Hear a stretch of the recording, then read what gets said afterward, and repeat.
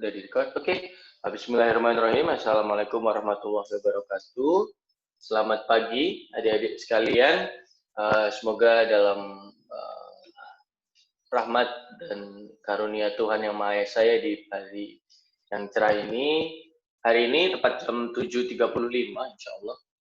7.37 ternyata. Kita mulai kelas kita yang mana masuk ke materi keempat. Apa sih materi keempat itu? Materi keempat adalah Celestial Reference System atau CRS.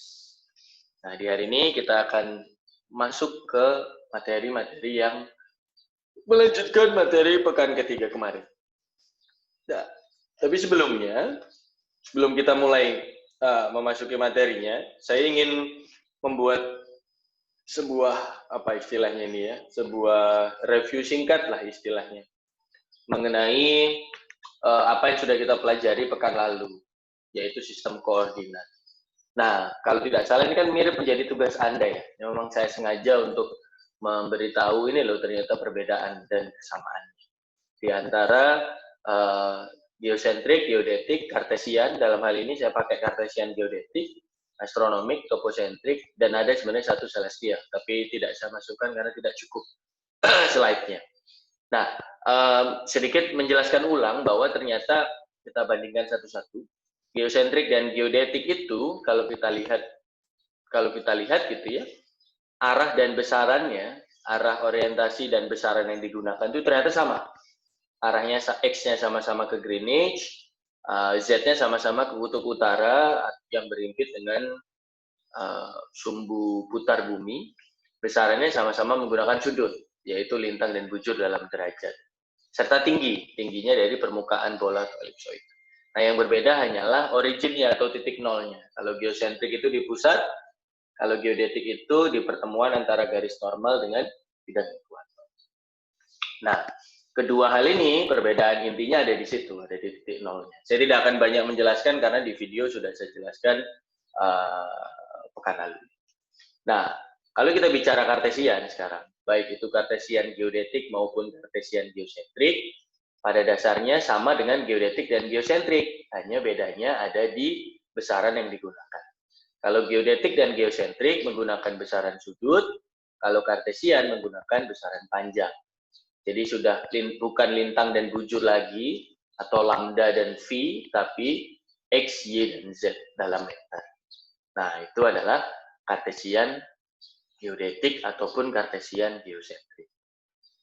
Nah, kalau astronomik, terus apa Pak bedanya? Nah, kalau astronomik, perbedaannya dengan geosentrik dan geodetik terletak pada originnya dan juga penentuan tingginya sebetulnya. Kalau arah tetap sama, Greenwich dan kutub utara. Nah, kalau besarannya juga tetap sama, sudut dalam hal ini lintang dan bujur.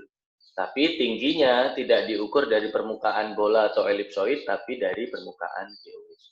Astronomik juga titik nolnya itu bukan di pusat elips atau di pertemuan garis normal dengan bidang ekuator, tapi pertemuan garis vertikal dengan bidang ekuator. Nah, di kuis juga sudah ditanyakan apa bedanya garis normal dan garis vertikal. Perbedaannya garis normal itu adalah garis yang turun secara tegak lurus dari permukaan elipsoid menuju ke bidang ekuator. Nah, itu adalah garis normal. Kalau garis vertikal, garis yang tegak lurus dengan permukaan geoid atau permukaan bidang ekuipotensial. Itu bedanya dari sekalian. Besarannya tetap sama, tetap menggunakan sudut, arahnya pun juga sama. Nah, yang paling terakhir yang sedikit berbeda di antara yang lain adalah topocentrik. Topocentrik ini origin atau asalnya lokal, terserah Anda. Mau dalam rumah Anda dijadikan origin atau titik nol dari topocentrik boleh. Tapi yang penting seperti yang saya jelaskan di kelas di video kemarin, topocentrik haruslah diikatkan pusatnya kepada geodetik atau astronomi.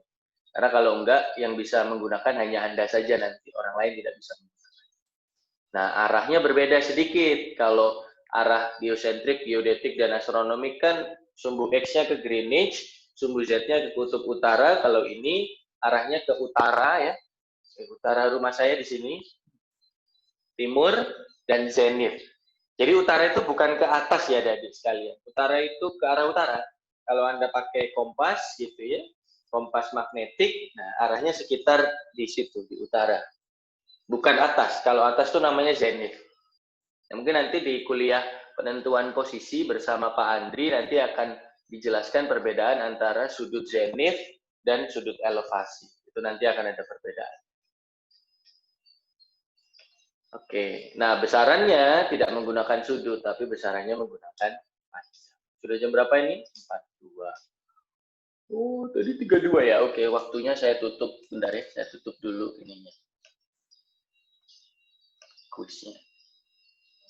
Mantap. Sudah tutup ya, terima kasih. Kita kembali ke laptop. Nah, jadi pada dasarnya tugas 2 kemarin itu saya ingin Anda merangkum seperti ini. Begitu ya. Nah, kalau ternyata ada yang sudah merangkum seperti ini, bagus sekali. Kebetulan memang belum saya cek, saya baru mengecek catatannya saja.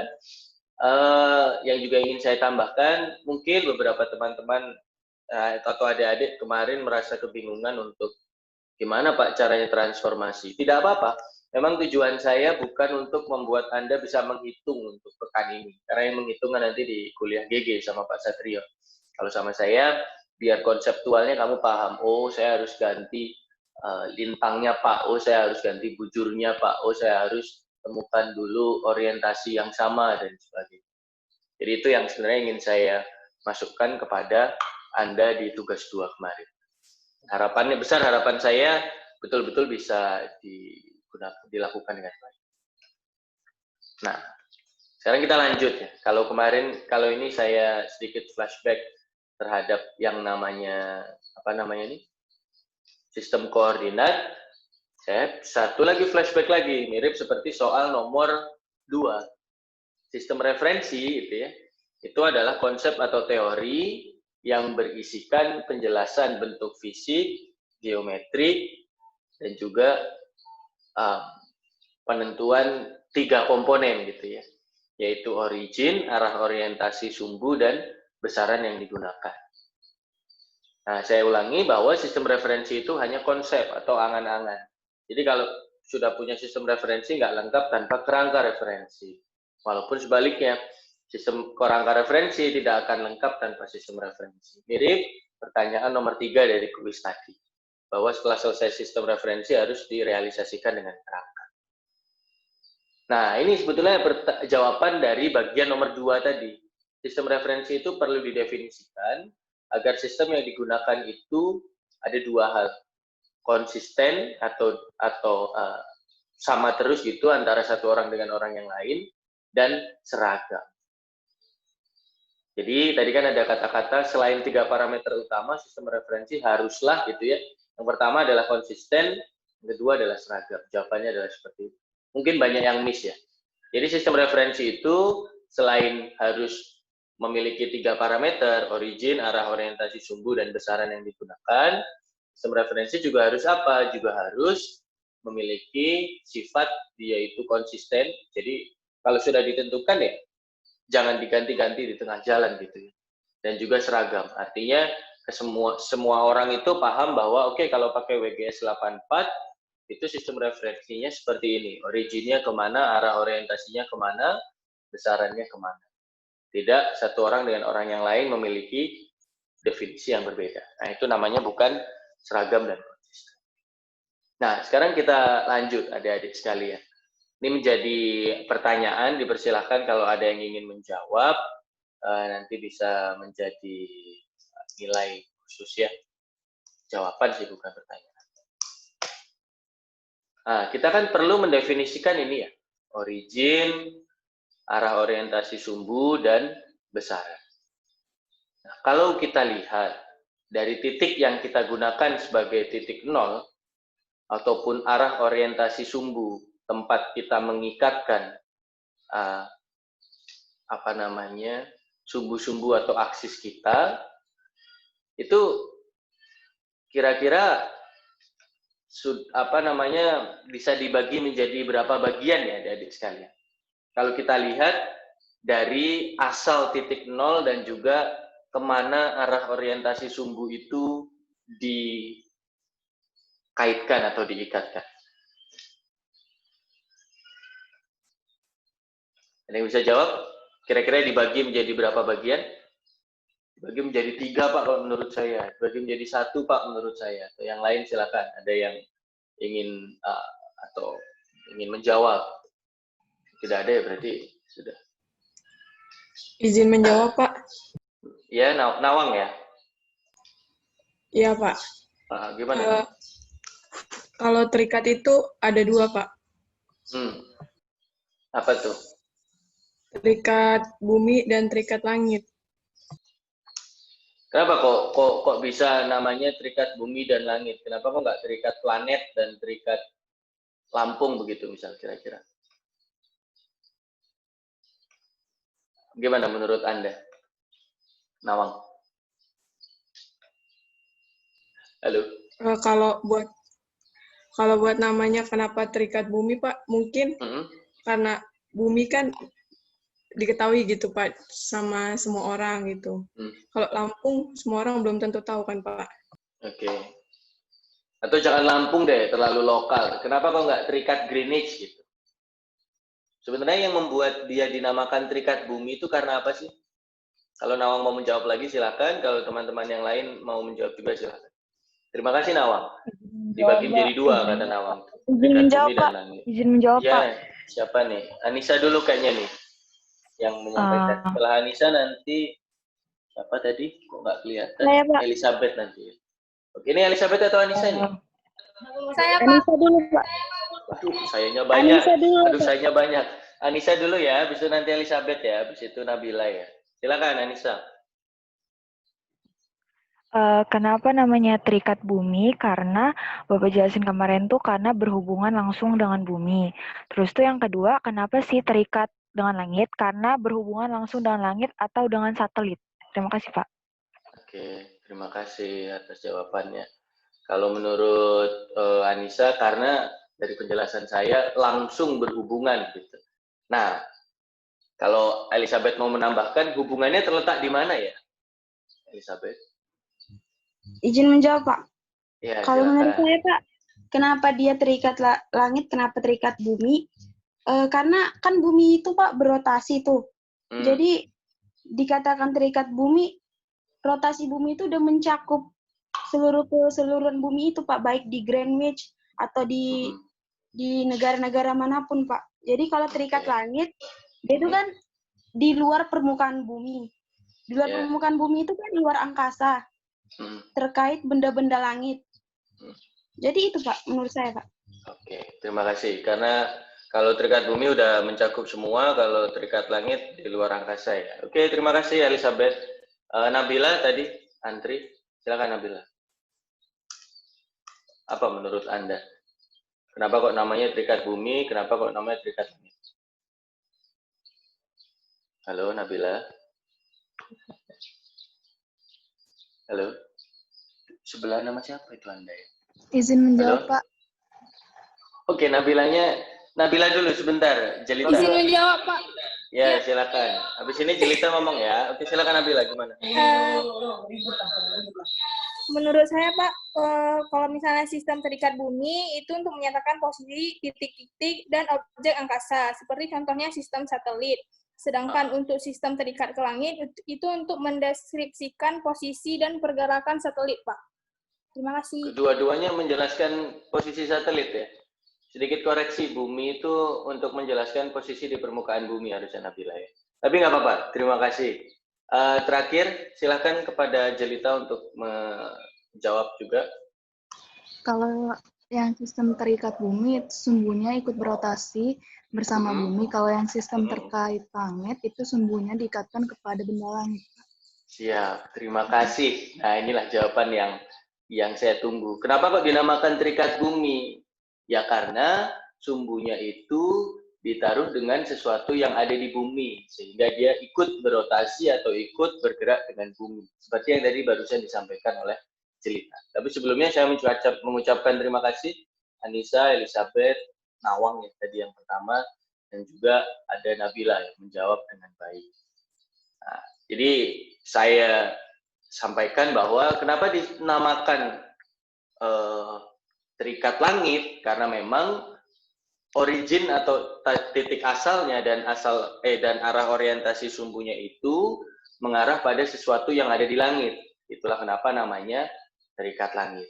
Nah, kalau satunya kenapa namanya terikat bumi? Karena origin dan arah orientasi sumbunya itu diikatkan atau ditali ke sesuatu yang ada di bumi. Maksudnya gimana? Kita kan sama-sama tahu ya. Ini nanti akan dijelaskan lagi ya. Contoh, kalau terikat bumi berarti apa? Originnya ada di pusat bumi.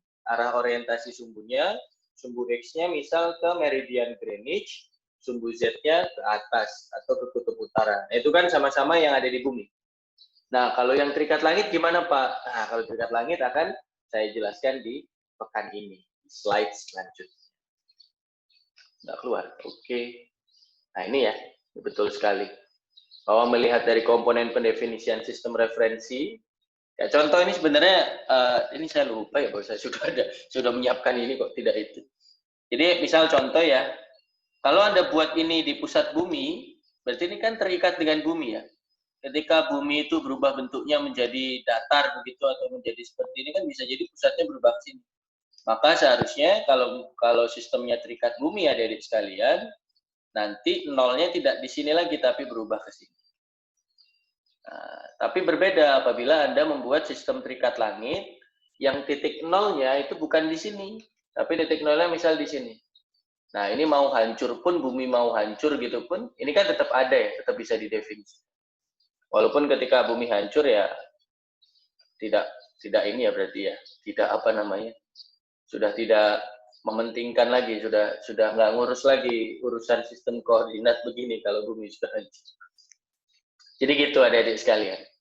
Ketika melihat pada apa atau di mana komponen itu diikatkan, kita bisa membaginya menjadi terikat bumi. Jadi anggapannya kayak kamu itu nali sesuatu ke bumi. Bumi gerak kemana gitu, ya dia ikut. Gitu. Nah, satunya mengikat ke langit. Langit gerak kemana, ya kita juga akan ikut sistem referensi. Nah, sistem referensi terikat langit, nama bahasa Inggrisnya adalah Celestial Reference System atau CRS, atau Conventional Inertial System atau CIS, atau biasanya CIS. Nah, kalau terikat bumi namanya adalah Terrestrial Reference System atau TRS, TRS, atau Conventional Terrestrial System atau CTS. Istilah-istilah atau jargon-jargon ini lumayan penting di masa depan karena nanti akan banyak dipakai ketika diskusi dengan teman-teman dari kampus lain khususnya. Nah, di hari ini kita akan banyak mempelajari atau fokus mempelajari yaitu dari sistem terikat langit. Nah, sekarang saya tanya, di langit ada apa sih adik-adik sekalian? Monggo ada yang mau jawab. Gampang loh, di langit ada apa itu loh, itu nggak perlu. Bintang, Pak. Bintang, Pak. Menjawab, Pak. Bintang, Pak. Menjawab, Pak. Satelit, Pak. Bintang kecil, Pak. Ada awan, Pak. Oke, terima kasih yang menjawab awan. Planet, Pak. Bintang, planet. Nah, ada yang menjawab bintang kecil ya. Ada matahari, Ada Pak. satelit.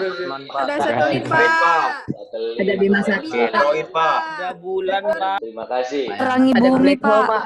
Alien. Ada galaksi, UFO, Pak. Pak. UFO. Balon, Pak. Oke. Siap. Sudah ya. Sudah ya. Ada yang jawab balon, ada yang jawab bintang kecil, ada yang jawab impian di sana. Apa lagi?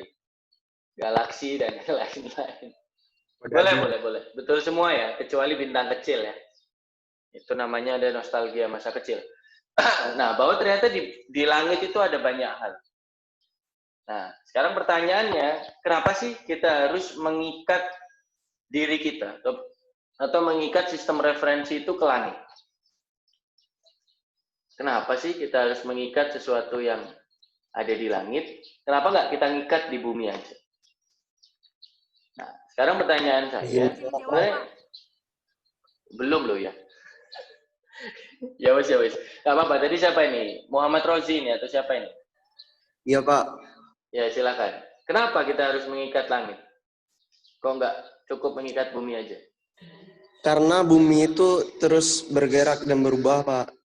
Oke. Sedangkan di langit itu bintang seperti bintang tidak berubah. Jadi jika 2 titik di bumi itu berubah, jadi langit bisa memantau, Pak.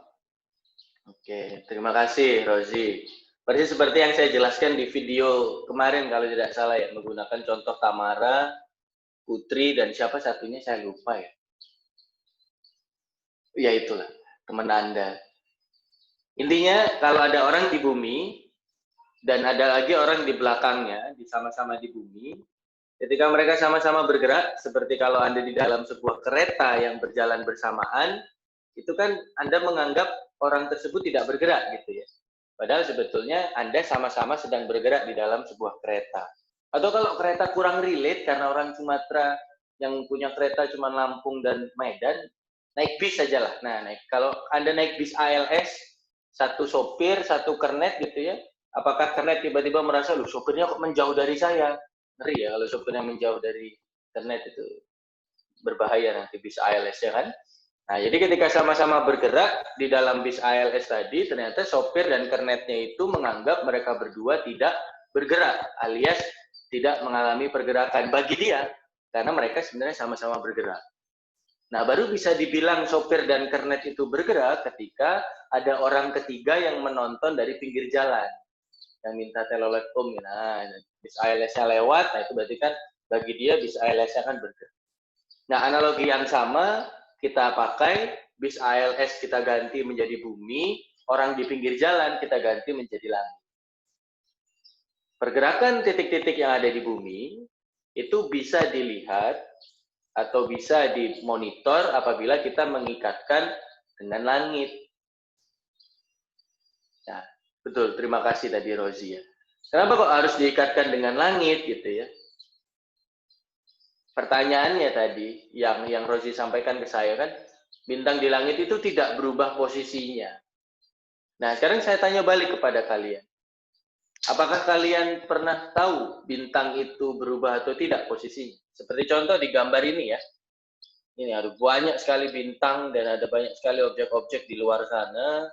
Yang paling terang ini ada kayak Alpha Centauri, ini ada the Southern Cross atau salib selatan ya, biasanya gubuk selatan ini menunjukkan selatan biasanya. Ini ada the coal sack itu semacam kayak istilah untuk menandai di bagian ini yang lebih gelap dibanding lain.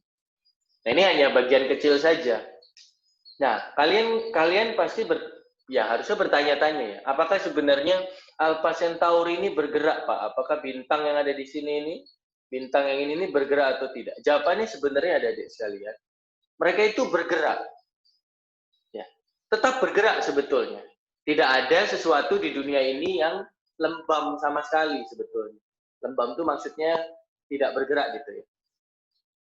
Sebetulnya bintang itu juga bergerak. Tetapi pertanyaan besarnya adalah pergerakannya seberapa besar? Dan apabila dia bergerak, kita bisa mendeteksinya atau tidak, yang berhubungan dengan seberapa jauh sih sebenarnya gitu ya jarak antara kita dengan bintang atau sesuatu objek benda langit yang terdekat. Jadi kalau tadi Rozi bilang langit itu tidak bergerak, Pak. Langit itu sebetulnya bergerak. Tetapi pertanyaannya seberapa besar pergerakannya dan apakah pergerakan itu bisa kita lihat dengan mata kita? Kita ambil contoh, satu bintang saja yang sering dianggap sebagai rasi bintang yang terdekat dengan matahari atau tata surya kita. Alpha Centauri, atau ada yang suka ngomong Beta Centauri temennya. Alpha Centauri itu jaraknya 6 LY. Ada yang tahu LY? Tingkatan LY? Bukan love you ya. LY itu light years atau tahun cahaya. 6 tahun cahaya. Berapa Pak 6 tahun cahaya itu? Coba bayangkan, sebentar ya, saya hidupin, nutup pintu dulu.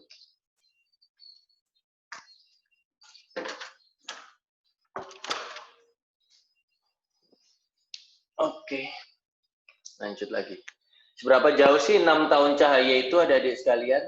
Ada bisa coba hitung di sini, tidak perlu menggunakan kalkulator, tapi Anda akan menemukan atau akan merasakan betapa jauhnya ya.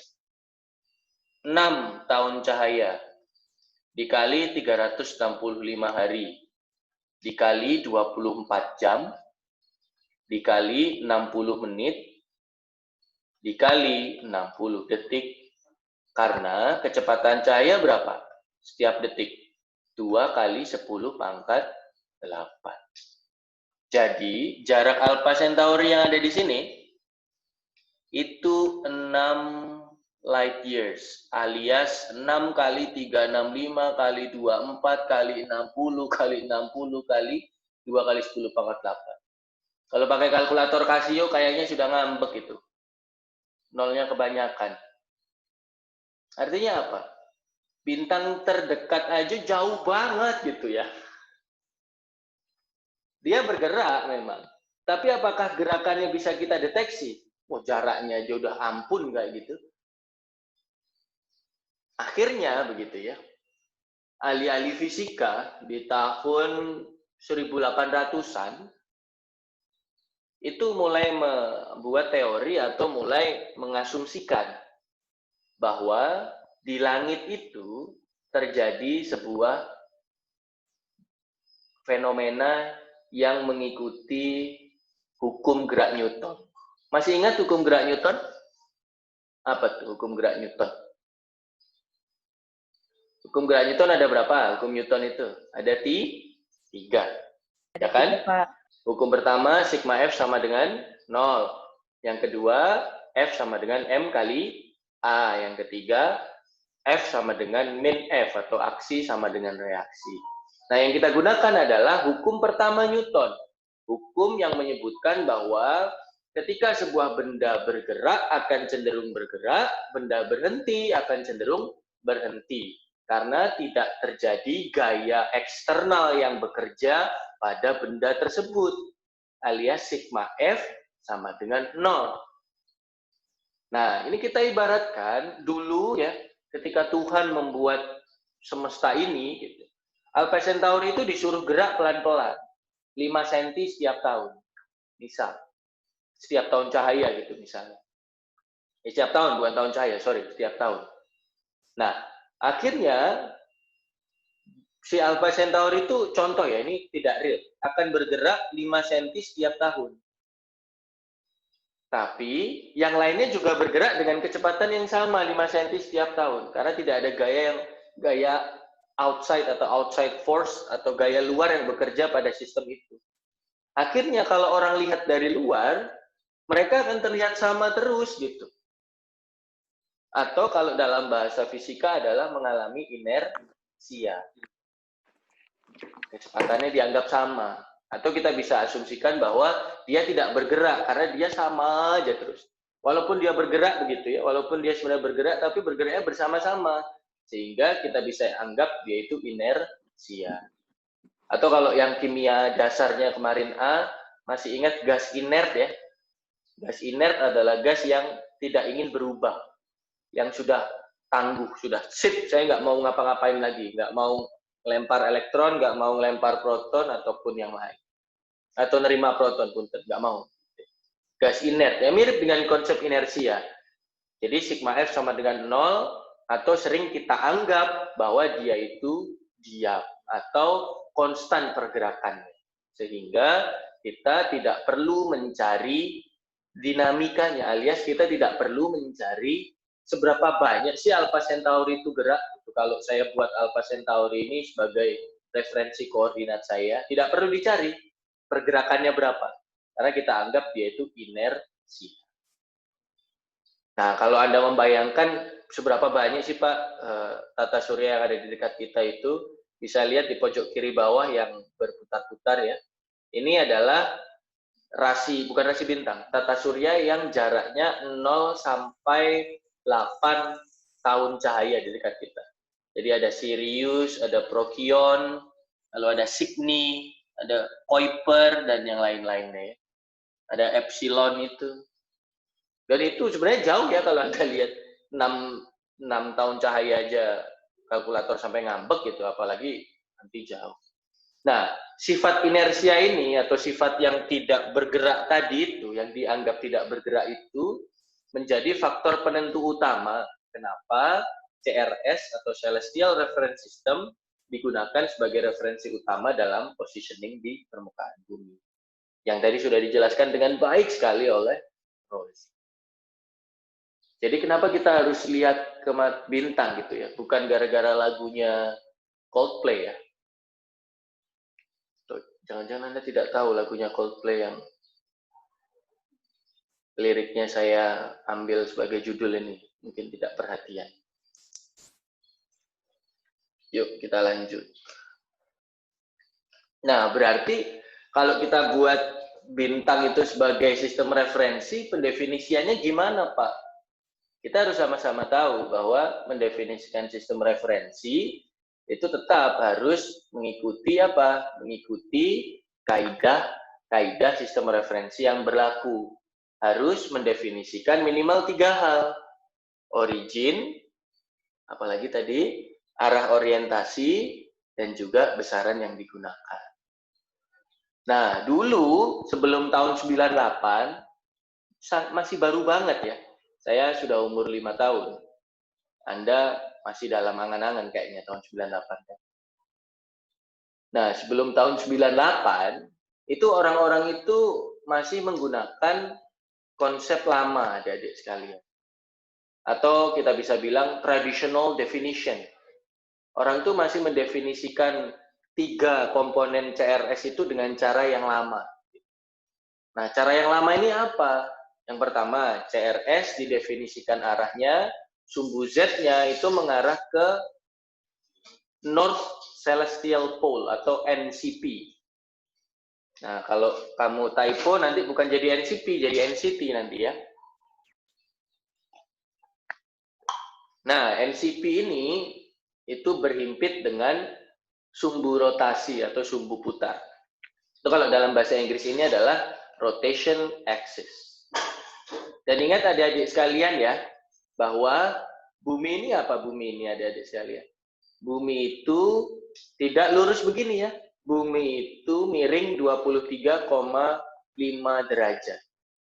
Ya, jadi kalau Anda anggap bumi itu ketika memutari matahari itu gini, tidak. Bumi memutari matahari itu agak miring. Nah, ininya sudut, istilahnya kayak kita anggap bumi itu adalah pentol ya, atau cilok, atau cimol, atau cireng yang bentuknya bola, terus kita tusuk menggunakan tusuk sate gitu. Nah, tusuk sate itu ditusukkan, habis itu kita putar-putar si tusuknya. Nah, si tusuknya ini adalah sumbu rotasi bumi atau North Celestial Pole. Nah, itu adalah sumbu Z-nya. Nah, kalau sumbu X-nya kemana, Pak? Sumbu X-nya tidak ke Greenwich ya, adik-adik sekalian. Sumbu X-nya mengarah ke titik semi Aries. Ada yang di sini lahir zodiaknya Aries? Pasti ada, saya tidak perlu bertanya sebetulnya.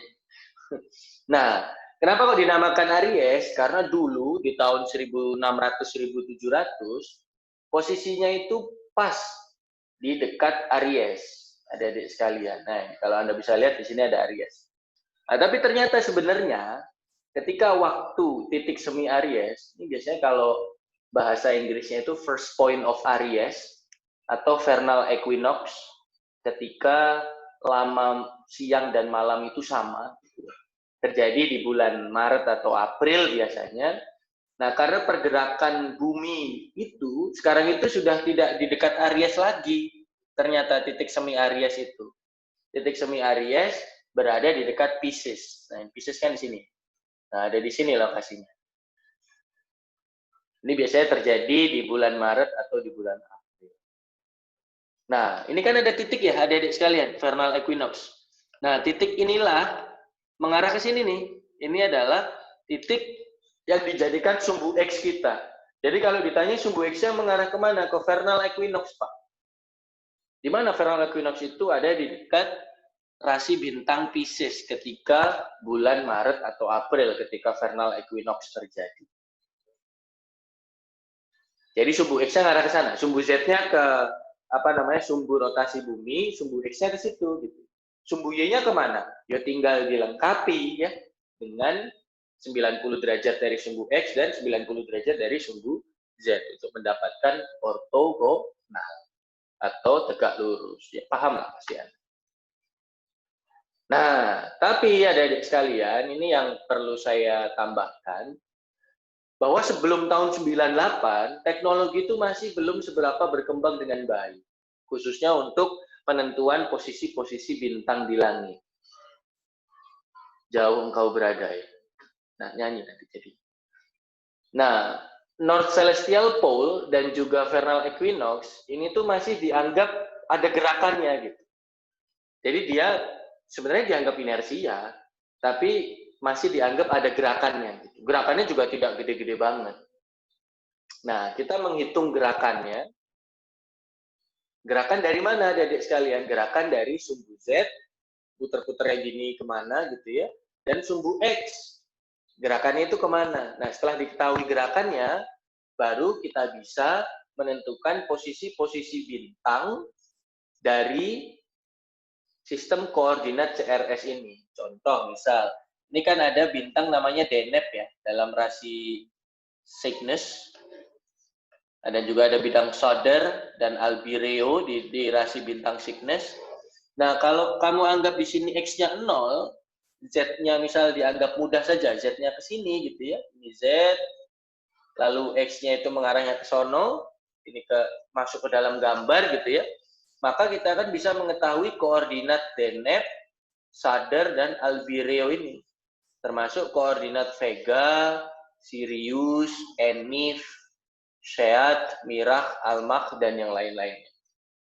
Nah, bintang-bintang itu akhirnya setelah diketahui X-nya ke Vernal Equinox, Z-nya ke North Celestial Pole, dan Y-nya mengikuti, akhirnya diketahui juga koordinat dari si bintang-bintang yang ada di langit. Nah, endingnya apa? Setelah selesai ketahuan posisi dari bintang-bintang tersebut, dibentuklah sebuah katalog. Bukan katalog Shopee Martin atau Tupperware yang kamu buka setiap bulan gitu ya, bukan. Saya nggak tahu kalian mengalami masa itu nggak ya, ditawari Tupperware dan Shopee Martin oleh teman-teman Anda. Ketika S1 kayaknya tidak mengalami. Jadi ada katalog itu isinya, oh bintang Cygnus, bintang Deneb koordinatnya sekian. Bintang Vega koordinatnya sekian. Nah nanti menentukan posisi di bumi dari situ. Oh bintang Vega koordinatnya X, bintang Deneb koordinatnya Y. Saya bisa nentuin sudut ke bintang Vega, nentuin sudut ke bintang Deneb, akhirnya saya bisa menemukan posisi saya. Itu konsep yang nanti diajarkan di penentuan posisi bersama Pak Andri dan Bu EN kalau tidak salah. Nah, sayanya cuma ngasih tahu. Nah, kalau bintang Vega di sana, bintang Deneb di sana, kita tahu sudut azimut, kita tahu sudut azimut, kita tahu posisi dua bintang itu, kita bisa tahu posisi kita di sana. Di sini koordinatnya berapa. Pada dasarnya begitu. Jadi, bintang ini jadi BM-nya, istilahnya adik-adik sekalian. Dan kemarin Pak Piping atau Pak Kosasi kan menyampaikan, dengan teodolit Anda bisa melakukan pengamatan bintang, memang betul. Dan itu terjadi sebelum teknologi maju itu, teodolit juga digunakan untuk mengukur azimut bintang dan azimut matahari. Karena kalau bintang dan matahari sudah diketahui koordinatnya, kita cari azimutnya, nanti bisa tahu posisi kita berapa. Nah, sistem yang masih menggunakan cara lama ini, itu namanya adalah sistem dinamik atau dynamic CRS bahasa Inggrisnya, atau CRS dinamik kalau dalam bahasa Indonesia berbentuk Jawa sih. Nah, tapi ini ini terjadi sebelum tahun 98. Nah, setelah tahun 98 apa yang terjadi, Pak? Yang terjadi pertama jelas Indonesia masuk ke demokrasi ya. Iya, enggak campur. Tapi yang kedua, kita masuk ke CRS yang baru. Jadi istilahnya kalau Android itu sudah nggak marshmallow lagi gitu, sudah Pi. Jauh banget sih dari marshmallow ke Pi. Ya Oreo lah, dari Oreo ke Pi. Nah, definisi CRS yang baru ini menggunakan konsep yang sedikit berbeda dengan konsep yang lalu. Kalau konsep yang kemarin kan kita menentukan sumbu X-nya ke vernal equinox, sumbu Z-nya ke titik putar bumi, dan akhirnya diketahui koordinat bintang dari situ, kan gitu ya. Nah, kalau sekarang beda.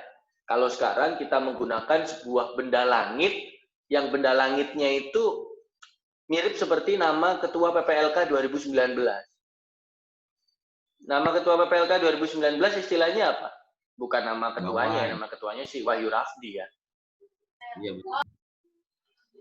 Namanya apa dulu? Masih ingat gak? Istilahnya. Iya, Via Lakti. Hah? Via Lakti, Pak. Nah, kalau kuasar itu siapa? Ada nggak? Tidak ada ya? Atau jangan-jangan saya dulu itu kuasarnya? Saya lupa. Tidak ada, Pak. Oh ya udah, berarti di susunan kepanitiaan itu saya dulu kuasarnya, saya pembina PPLK tahun lalu. Nah, ternyata ada sebuah benda langit yang namanya itu kuasar, yang jaraknya itu jauh banget. Bayangkan tadi ya, Alpha Centauri itu jaraknya cuma 6 tahun cahaya. Kuasar jaraknya 600 juta sampai 29 miliar tahun cahaya. Ya, Alpha Centauri aja udah ngambek kalkulator, apalagi kuasar gitu. Jauh sekali. Tapi meskipun dia jauh, kuasar ini itu bisa memancarkan gelombang radio yang kuat yang masih bisa diterima oleh teleskop radio yang ada di bumi. Nah, sekarang saya tanya kepada Anda. Kalau kuasar itu sangat jauh ya, kita mungkin tidak bisa membayangkan jauhnya berapa, karena nolnya sudah nggak penting itu, kayaknya udah terjadi hyperinflasi, nolnya banyak banget udah itu. 6 tahun cahaya aja udah males ngitungnya kan kalkulator, apalagi 600 juta tahun cahaya. Kayaknya 10 pangkatnya udah 10 pangkat 90 meter gitu ya, udah apa istilahnya? Unfathomable, kita udah nggak bisa tahu itu seberapa jauh. Nah, saking jauhnya, pergerakan si kuasar itu dianggap tidak ada. Saking jauhnya, karena mau geser sedikit aja, geser-geser gitu, nggak kerasa gitu ya, di kita udah nggak kelihatan. Kalau saya geser-geser begini kan kelihatan. Nah, kalau saya ada di 600 juta tahun cahaya dari Anda, terus saya geser-geser begini, apakah Anda juga kelihatan? Kan enggak. Tetap aja dianggap tetap sama satu titik. Nah, itulah kenapa kuasar itu dianggap tidak memiliki pergerakan. Karena jaraknya yang jauh sekali. Jauh sekali aja udah masih kurang kayak. Infinitely far away gitu. Atau kayak kalau dalam Star Wars, in a galaxy far far away. Lebih jauh lagi. Nah, akhirnya orang mikir, nah kuasar ini loh, kita anggap tidak bergerak. Kenapa kita nggak bikin kuasar aja sebagai referensi kita? Bukan sumbu utaranya sumbu utaranya adalah putar bumi dan X-nya adalah vernal equinox yang ternyata tetap berjalan-jalan juga gitu, tetap berjalan di tempatnya alias tidak statik begitu, tidak inersia banget. Kenapa kita tidak pakai kuasar aja? Akhirnya mulai tahun 98 orang baru mulai sadar. Iya ya, kayak kalau aku pakai vernal equinox gerak terus, nanti lama-lama nggak kelihatan ini ke bawah terus ini. Lama-lama ke bawah mana? Awalnya di Aries, lama-lama ke bawah. Besok anak cucu kita nggak tahu yang namanya vernal equinox karena ketutupan di sini. Akhirnya orang mikir, nggak bisa ini, tidak bisa kita lanjutkan. Kita harus berganti. Nah, akhirnya diganti dengan sistem yang namanya kuasar ini. Jadi mulai tahun 98 arah orientasi dirubah menjadi mengikuti kuasar. Tidak lagi Z didefinisikan sebagai kutub utara tadi itu atau celestial pole, X didefinisikan sebagai vernal equinox. Sudah tidak itu lagi. Tapi ternyata kerennya orang-orang zaman dulu, walaupun sekarang sumbernya itu sudah kuasar, tetap sumbunya itu ternyata agak mendekati atau sedikit berimpit dengan NCP, North Celestial Pole, dan Vernal Equinox. Nah, kalau yang tadi, North Celestial Pole dan Vernal Equinox-nya itu kan dianggap masih bergerak ya, masih ada dinamikanya. Itulah kenapa namanya dynamic CRS. Nah, ini gara-gara kuasar itu dianggap tidak memiliki pergerakan, akhirnya kita bisa anggap bahwa sistem koordinat kita ini alhamdulillah, puji Tuhan, akhirnya diam atau inersia. Nah, itulah kenapa namanya berubah menjadi sistem kinematik. Jadi kalau yang lama ini dinamakan dynamic CRS, kalau yang baru ini dinamakan kinematic CRS. Kalau dynamic CRS itu ditentukan dulu sumbunya, Z dan X-nya, habis itu dicari posisi bintang-bintangnya di atas sana, baru posisi di bumi dihitung dari posisi bintang dalam sebuah katalog. Kalau ini enggak, kalau ini menggunakan kuasar sebagai referensi atau BM.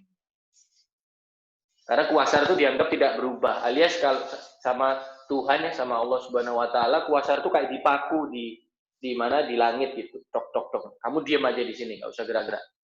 Biar manusia bisa menggunakanmu sebagai referensi posisi. Gitu.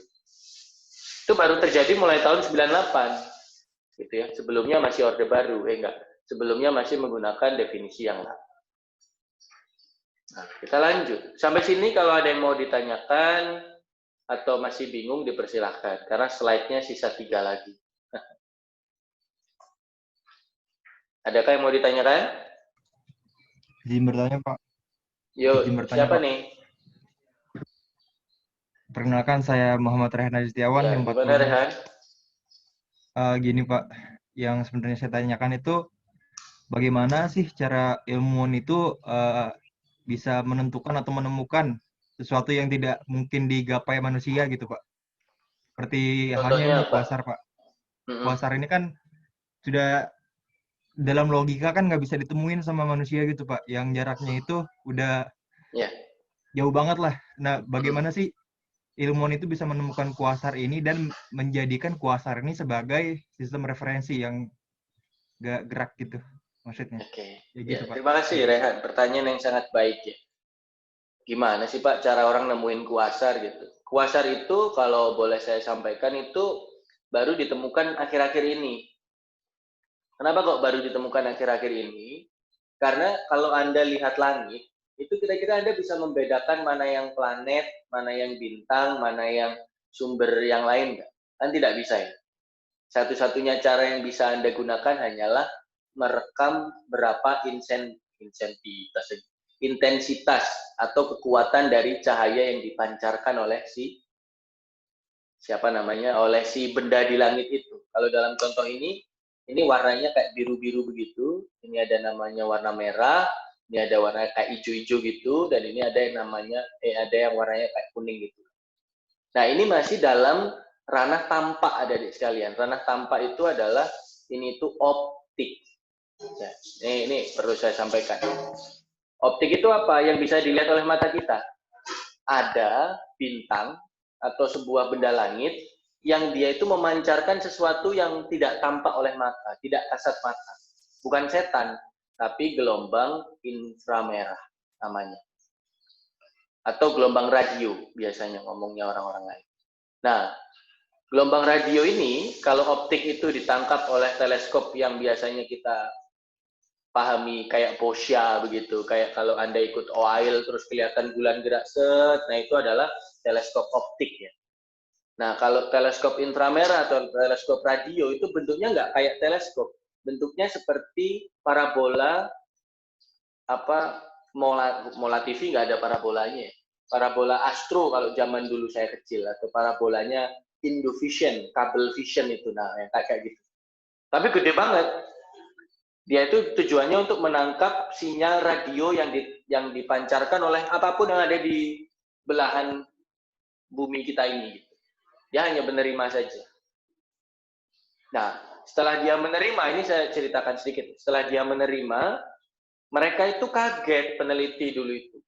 Ini kok ada sesuatu yang memancarkan gelombang terus-menerus ya. Tapi anehnya ini kok merah sekali gitu. Karena ya, ini konsep astronomi sedikit sebetulnya. Ini tidak kurang relevan sebetulnya terhadap ilmu geomatika, tapi relevan untuk ilmu geodesi yang perbintangan, ilmu falak atau geodesi bintang, bahwa kita itu tidak bisa mengukur jarak bintang menggunakan meteran, jelas ya. Di lab kalau ada meteran yang bisa mengukur bintang, wah labnya udah penuh, meteran doang di sini. Nah, orang itu akhirnya mengukur jarak itu pakai apa? Pakai cahaya.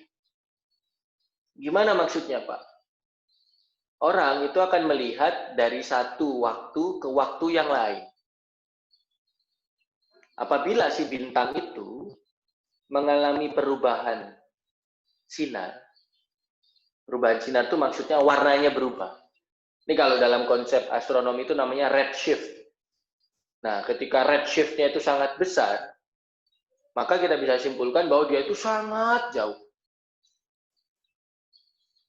Dan sebaliknya, kalau dia tidak mengalami redshift, nah itu namanya berarti dia itu bisa dikatakan dekat. Nah, kuasar itu baru ditemukan orang ketika teknologi radioteleskop itu ditemukan. Lalu orang tuh mikir, wah ini ada sinyal apa ya, kok terang sekali, kok kuat sekali, kayak nih gitu terus. Ternyata itu berasal dari sesuatu yang sangat jauh di sana. Dihitung jaraknya menggunakan konsep redshift tadi itu ternyata didapatkan jaraknya 600 juta sampai 29,36 miliar juta tahun. Ingat, umur semesta itu baru 1, sekian miliar tahun yang lalu, tahun cahaya yang lalu. Berarti artinya apa? Ada kuasar yang sudah ada sebelum semesta itu berjalan. Kuasar itu apa sih? Kuasar itu sebetulnya berawal dari ledakan galaksi yang bertumbukan ataupun terbentuknya sebuah planet. Ya kayak konsep kalau misalnya planet kamu tumbuhkan dar gitu ya, itu dia akan memancarkan gelombang cahaya dan radio sejauh tergantung kekuatannya. Nah, ini sangat kuat, saking kuatnya sampai 600 juta tahun cahaya itu masih bisa. Jadi kuasar itu sebenarnya adanya kapan ya? 600 juta tahun yang lalu. Kalau kita mampir, aku mau mampir ke kuasar sampai sana ya 600 juta tahun dari sekarang gitu ya. Bumi udah nggak tahu bentuknya gimana. Dan itu gimana cara menemukannya? Menggunakan sesuatu konsep yang namanya radioteleskop ini. Dan baru-baru aja itu ditemukan. Tahun 50-60-an. Sebelumnya tidak ada. Dan apakah ini sudah pasti sainsnya? Belum. Masih banyak yang bisa dimajukan. Masih banyak yang bisa digunakan dan dikembangkan dari sistem ini. Ini salah satu bukti, ini kalau saya ya sebagai saya pribadi, ini salah satu bukti bahwa yang namanya anugerah Tuhan dan kuasa Tuhan itu memang betul-betul luar biasa gitu. Kita betul-betul hanya setitik kecil di galaksi, bukan galaksi, semesta yang sangat besar. Tergantung kita manusia, kita mau menggunakannya sebagai apa. Malah jadi agama begini ya, sorry. Tapi intinya kuasar itu sesuatu yang baru sebetulnya. Tahun 60-70-an gara-gara ada radioteleskop. Baru dipikir sama orang geodesi untuk jadi referensi itu ya di tahun 98-an itu. Dengan sebuah konsep yang namanya VLBI, Very Long Baseline Interferometry. Konsep ini akan saya jelaskan di semester depan di mata kuliah geodesi satelit. Yang konsep masuknya. Tapi untuk sekarang yang saya jelaskan bahwa ini adalah dibuat untuk mendeteksi kuasar. Semoga menjawab, Rehan. Kalaupun tidak, nanti kita bisa diskusi dan saya bisa berikan beberapa video mengenai kuasar. Thank you. Tadi selain Rehan ada yang bertanya lagi? Boni atau siapa ada yang mau bertanya mengenai materi ini sebelum saya masukkan lagi lanjut? Izin bertanya, Pak. Ya, Boni ya ini ya. Nah, gimana, Pak? Ya, Pak. Saya mau bertanya, Pak. Ini posisi bintang ini kalau misalnya dilihat oleh pengamat di bumi utara atau bumi selatan, itu posisinya sama nggak, Pak? Nah, jawaban yang baik ya. Jawaban yang baik. Anda masih, ya inilah, orang Indonesia ini katanya seorang pelaut, tetapi ketika ditanya rasi bintang nggak ada yang ngerti. Padahal pelaut itu bernavigasi itu selain menggunakan kompas pasti menggunakan rasi bintang. Kita di belahan bumi bagian selatan kebagian apa? Kebagian rasi bintang Pari Selatan, yang seperti salib yang tadi saya lihat, atau kalau ada orang bilang tuh seperti layang-layang selatan. Nah, rasi bintang ini, Boni, itu tidak bisa dilihat kalau dari belahan bumi bagian utara. Belahan bumi bagian utara menggunakan selatan itu dengan rasi bintang yang berbentuk seperti gerobak atau istilahnya wheelbarrow. Anda tahu gerobak ya? Nah, kayak gini, kayak ada rodanya gitu. Nah, apa yang terlihat di utara dan apa yang terlihat di selatan itu berbeda, Boni. Tetapi koordinatnya sama. Karena seperti yang saya jelaskan di pekan lalu, ada konsep yang namanya bola langit ya. Orang di bagian atas bumi tidak mungkin bisa lihat di bawah, tapi sistem koordinat bola langit itu ya CRS ini sama gitu. Jadi ada kuasar yang bisa dilihat dari belahan bumi bagian atas, ada kuasar yang hanya bisa dilihat dari belahan bumi bagian bawah, memang betul. Tapi koordinat mereka itu satu sistem. Mirip kayak kamu ngukur GPS di Amerika Serikat dengan ngukur GPS di Indonesia, tidak bisa lihat satu sama lain kan?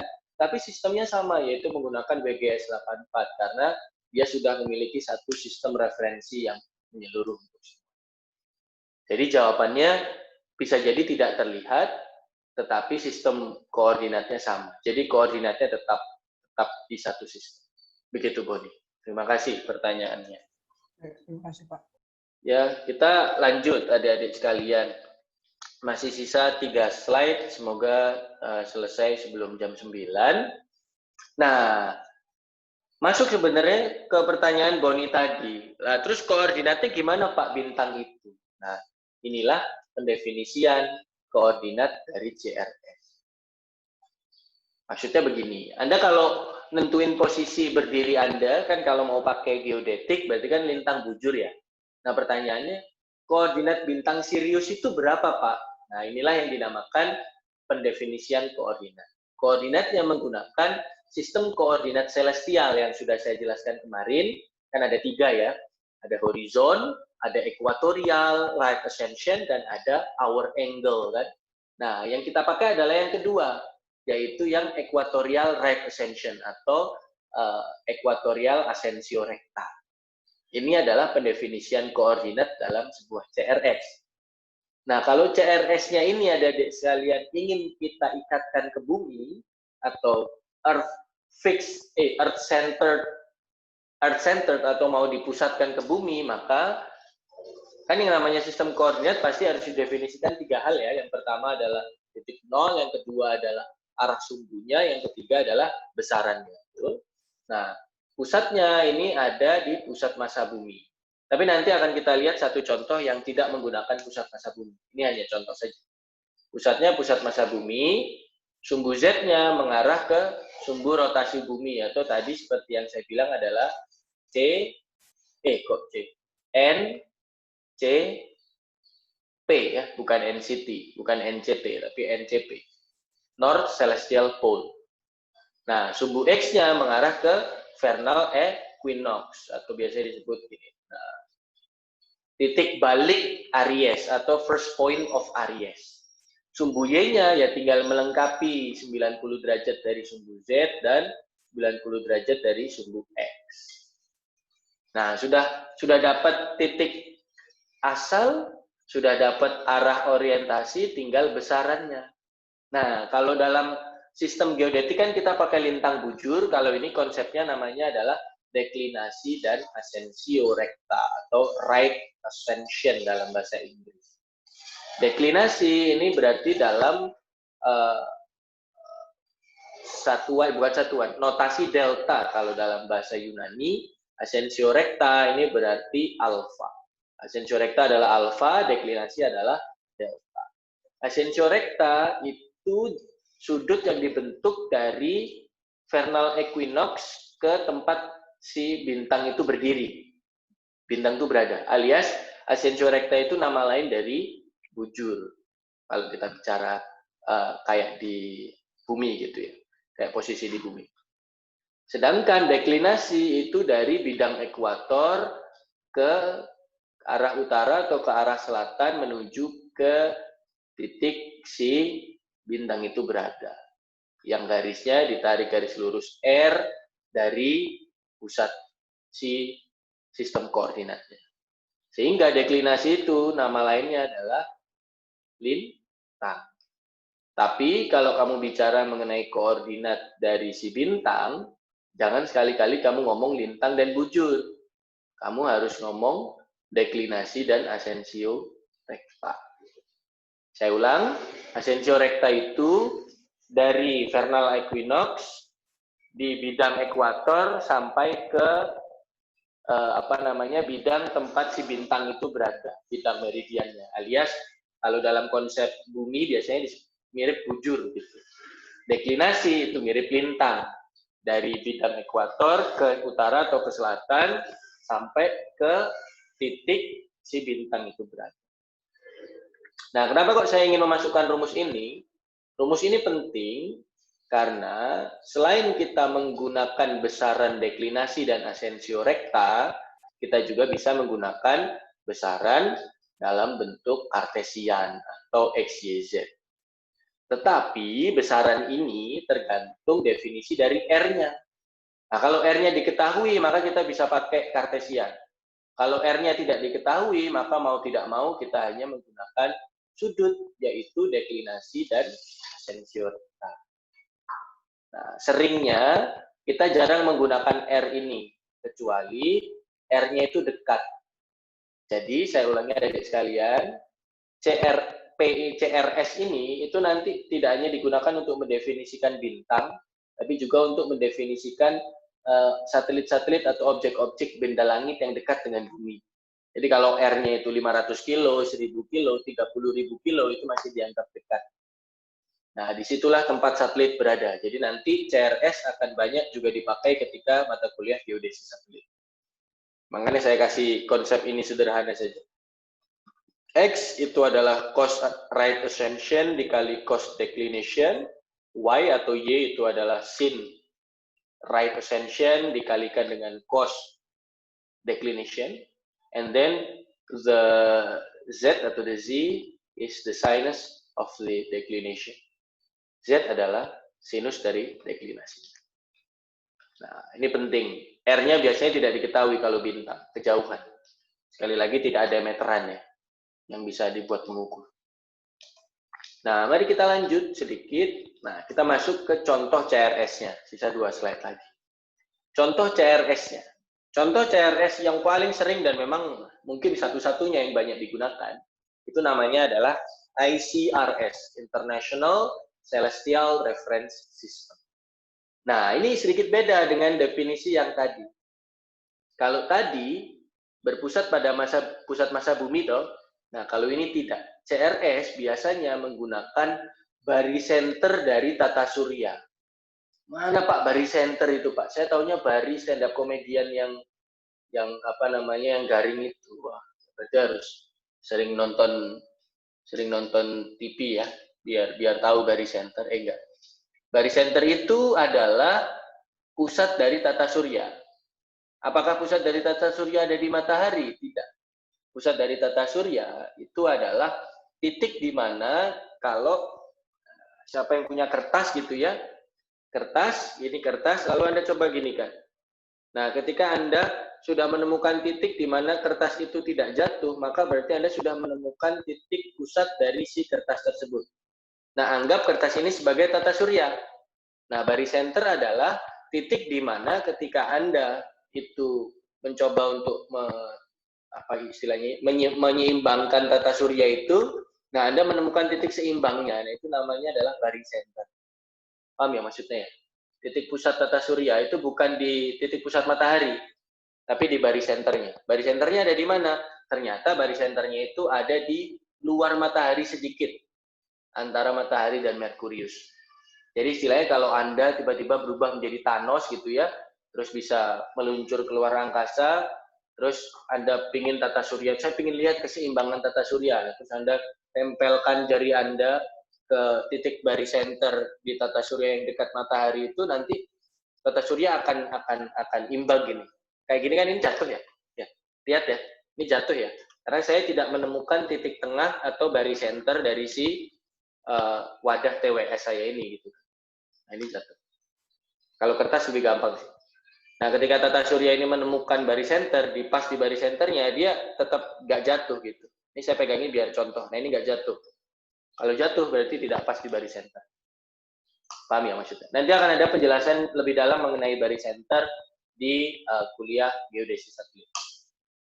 Nah, seperti yang tadi saya jelaskan di awal, CRS ada dua, dinamik dan kinematik. Sehingga strategi penentuan arah orientasi sumbunya itu juga ada dua, melalui sistem perbintangan yang sangat dinamik dan posisi dari sumber radio di luar galaksi, kuasa, yaitu kinematik. Sesuai skema IAU di tahun 2000. IAU itu singkatan dari International Astronomical Union. Ya, alias Perhimpunan Astronomi Internasional. Seperti yang tadi saya bilang nih, sebelum tahun 98, ICRS itu pakai bantuan bintang sebagai penentu arah orientasinya.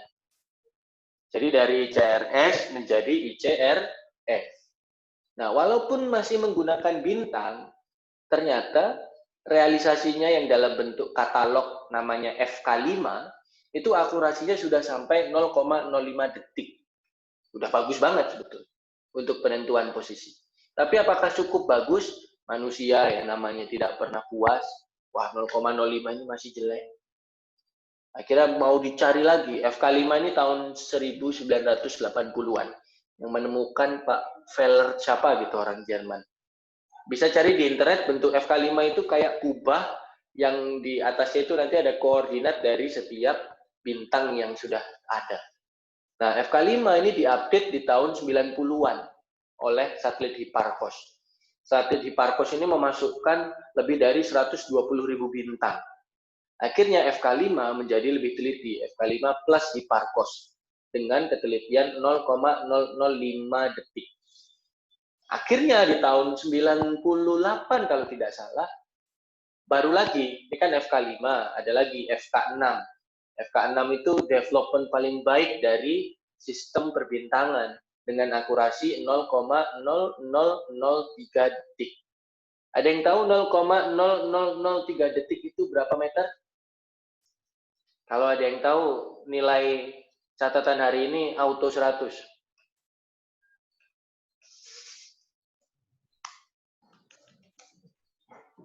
Gimana Pak? Putus-putus Pak.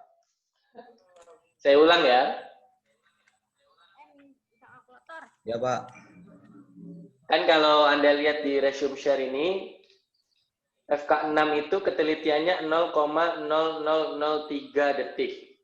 Ada yang tahu 0,0003 detik itu berapa meter ketelitiannya? Yang tahu catatannya langsung saya jadikan 100.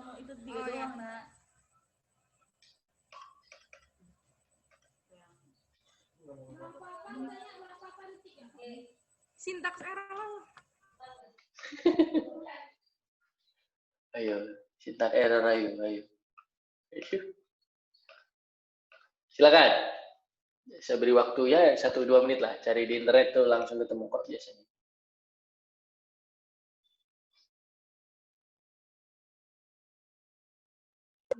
Izin menjawab, Pak.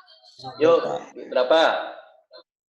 Menurut saya 3.000 cm3 atau sama dengan 1 menit 60 detik ya, Pak? 3.000 cm3? Iya. 0,003 arc second ya? Izin menjawab, Pak. Jawabannya kurang tepat. Siapa tadi yang menjawab? Tamara ya? Silakan, yang mau menjawab lagi, monggo. Siapa ini? Pak. Nah. Nabila, Pak, itu. Oh, Nabila, sorry. Gimana?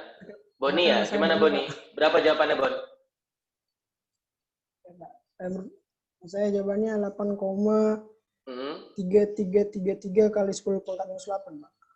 Nah, itu arc second ke derajat. Ini mau saya minta meter. Ayo.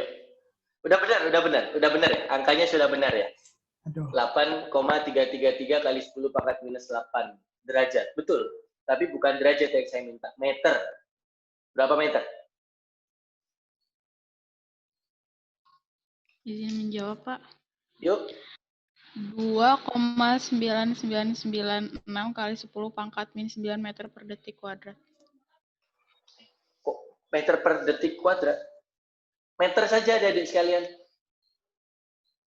Jawaban Boni tadi sudah benar. Sekarang tinggal memasukkan 8,333 kali 10 pangkat minus 8 derajat ke meter. Kalau bingung, saya kasih tahu. Nanti sama Pak Satrio akan dijelaskan lagi di GG. 1 derajat itu senilai sekitar 111 km. Silakan.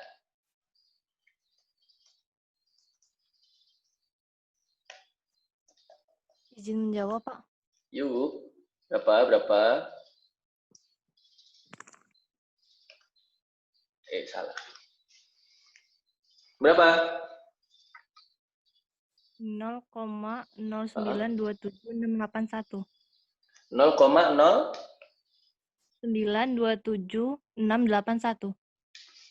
0,0-nya salah. Tapi terima kasih sudah mencoba ya. 92-nya benar. Kalau saya hitungannya 924963, tapi 10 pangkat minusnya ini yang saya tanyakan. Izin menjawab. Ya, silakan. Alamnya ini ya, Samuel ya, alamnya. Berapa?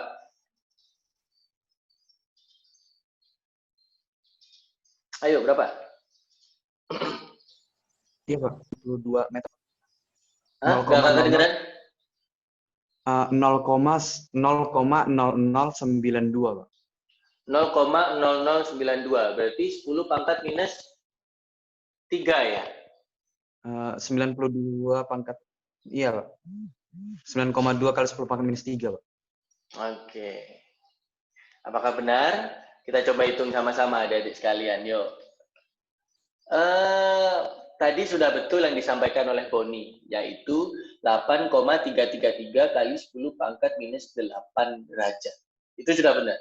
Nah, 1 derajat itu adalah 111 km.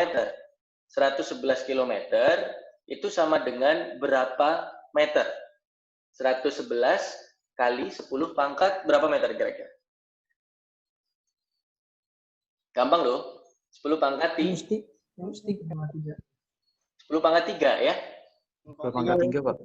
Ya kan? 1 kilo adalah 1000 meter kan? Berarti 8 kali 8,2 lah. Kita anggap 8,2 kali 10 pangkat minus 8 dikalikan 111 kali 10 pangkat 3. Berarti 10 pangkatnya sisa minus 5 kan gitu ya? Sisa minus 5. Terus habis itu 111 kali 8, akhirnya ketemu 92 sekian, 920 sekian kali 10 pangkat minus 5. Sehingga jawabannya Alam betul, 9,2 kali 10 pangkat minus 3 meter. Alias menggunakan bintang yang jauh di sana, ketelitiannya itu bisa sampai milimeter. Bagus sekali. Terima kasih, Alam. Auto 100 hari ini. Selamat, Lam. Oke. Auto 100 saya tulis ya. Nah, tapi ternyata adik-adik sekalian, ini saya tambahkan lagi ya. 9,2 mm itu nggak cukup. Pinginnya itu sampai mungkin lebih teliti daripada satu helai rambut yang dibagi menjadi 7 sepertinya orang-orang Eropa ini kan. Nah, akhirnya mulai tahun 98 itu dipakailah sistem yang namanya pakai kuasar itu, yang pakai IAU 2000 itu kan. Dan ternyata sudah 2 kali didefinisikan menggunakan kuasar. Yang pertama tahun 2004, tahun 2000, namanya ICRF1, sumber radionya ada 600, jadi ada 600 kuasar. Nah, yang ICRF2 tahun 2009, seingat saya, harusnya sekarang udah ada ICRF3, itu dari 3.400 sumber radio. Nah, sumber radionya di mana saja? Ada di sini, kalau Anda kelihatannya. Jadi ini itu adalah tampak bukan bola, celestial sphere, bola langitnya. Jadi bumi itu ada di mana? Ada kecil di tengah sini. Nah, berarti ini adalah siapa? Ini adalah kuasar-kuasar yang terlihat dari si bumi. Jumlahnya ada 3.400. Nah, ketelitiannya berapa Pak 3.400 ini Pak? Ternyata ketelitiannya ini bisa sampai, wah punten ya kok saya tidak memasukkan ketelitiannya ini. Ketelitiannya itu bisa sampai 0, dan saya juga memastikan ketelitiannya juga perlu saya pastikan. Karena seingat saya ketelitiannya itu menjadi 5 kali 10 pangkat minus 6. Seingat saya. Ya, betul. Bayangkan ya, 10 pangkat minus 6 tuh sebagus apa ya? Udah nggak kaleng-kaleng lah kalau untuk urusan gituan itu udah. Tapi belum sampai seteliti ini sih, seteliti Shirathul Mustaqim sih sebetulnya belum. Cuman sudah sangat bagus lah kalau saya pikir. Nah, bentar nih, saya sedang memastikan kalau yang ITRS itu ada berapa ini? Oh iya. Ah, betul ya. Sampai 0,0000, jadi nolnya nambah 1. Dari si siapa namanya? Dari si Parkos itu. Bagus sekali. Ini apa sih? Nah, kita lanjut. Itulah materi kita hari ini, ada di sekalian, bahwa ternyata CRS itu sistem koordinat terikat langit yang perlu kita ketahui karena banyak akan kita pakai di mata kuliah yang selanjutnya dan untuk memahami mengenai geodesi dan geomatika secara umum, yaitu sistem referensi. Silakan apabila ada yang ingin bertanya atau merasa belum jelas, karena setelah ini ada exit tiket seperti biasa dan setelah itu kelas kita selesai. Ada yang ingin ditanyakan? Ada di semuanya? Izin bertanya Pak. Ya, ini tadi ada Elizabeth dan siapa yang kedua yang mau bertanya tadi? Dava Pak.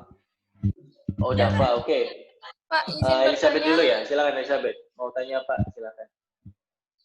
Begini, Pak, jelaskan sedikit tentang tugas kami titik koordinat itu. Kami masih banyak yang belum mengerti. Oke, terima kasih pertanyaannya Elizabeth. Maksud dari tugas koordinat yang saya minta itu apa gitu, betul ya Elizabeth ya? Ya, oke. Saya jelaskan. Nah, saya jelaskan sedikit ya. Anda kan kemarin diminta untuk mendapatkan koordinat dari lokasi rumah Anda. Betul ya? Kalau Anda pakai Google Maps, maka Anda akan mendapatkan koordinat. Itu perlu dicari, geosentrik atau geodetik itu koordinatnya. Nah, kalau Anda menggunakan aplikasi GPS di HP, ya biasanya mobile topographer, itu kan ada 2 opsi, UTM atau WGS 84.